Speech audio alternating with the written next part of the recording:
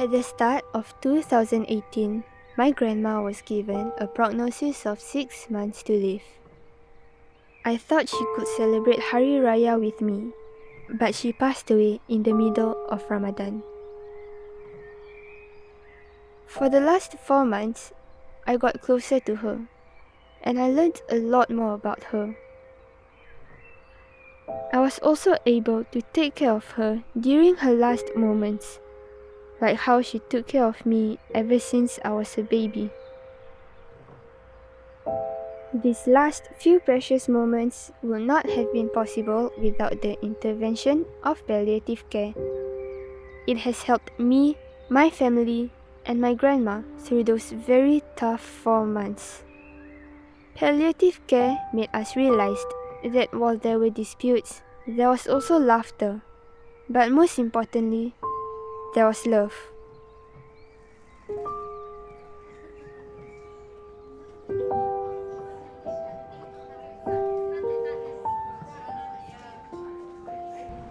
Palliative care is a program for patients with life-limiting illnesses. Jeannie Wainwright is one of the nurses in the palliative ward in St. Luke's Hospital. Jeannie also shares that the atmosphere in the palliative ward often gets very intense and at times can even unhinge the most seasoned nurses. So there was one day when we had, unfortunately, 3 patients pass away in a very close time frame within the same shift. And accumulatively, when you're a caregiver as a nurse or even the OTPT, it's a lot of caregiver stress. It's a lot of grief that we also go through. So at that time, chaplaincy Seok In came. She's such a lovely lady, and we're so fortunate to have her here at St. Luke's. She came and she said, "Come, let's pray." And it was just like on the spot. It was very spontaneous. All the nurses just got around in a circle in like a bit of a huddle, and we all just prayed together. The relationship between a patient and a caregiver in the palliative ward is unique. It is also amplified, and it often gets very personal. So I've had this uncle, he is not communicative, so this patient couldn't speak verbally, but he's still awake. So every time when I see him, he didn't want to do much, but he wants us to massage his legs. Through that, we have these silent conversations. I think three or 4 days before he passed, he knew, so he was already quite weak, but he was still able to gesture to me. So I was massaging him, and then when I was almost done, I put my hand very near to him, and then he looked in my eyes and he held the gaze for quite some time. He tapped my shoulder and he showed a thumbs up. Palliative care is more than just easing the pain of the patients. It is also about the emotional and mental side of the patient. During this very tough and emotional time, the families of the patients needs support as well. Ma Seok In is a chaplain in the palliative ward. Actually, I encourage them to firstly say, "Thank you. Thank you for being my mother. Thank you for being my mom who is willing to take care of me when I was young." And the second one is, it's time to tell the person, "Please forgive me." Besides asking for forgiveness, I think it is good to let the person know that I have forgiven you, because I think I want the person to return back to God joyfully, cheerfully, without any guilt. It is very important to tell our loved ones that I love you. The word "I love you" is very important. It's simple, but it's very meaningful.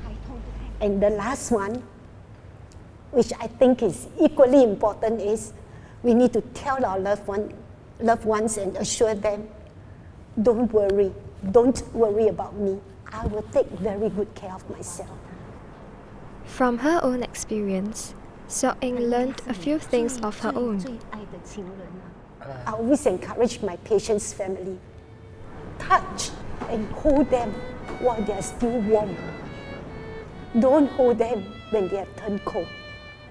Because I learned that the feeling of touching the person actually can create a skip in my heart, but it creates a sensation in the patient, and the patient will really embrace that even through the most difficult moment.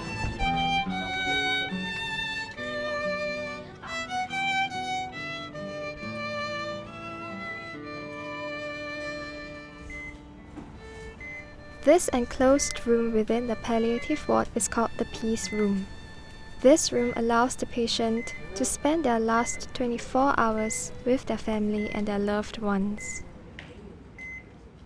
If these walls could speak, it would speak of the gut-wrenching sadness, of declaration of deep affection, of bittersweet goodbyes, and of final reconciliation, and finally, the pain of letting go.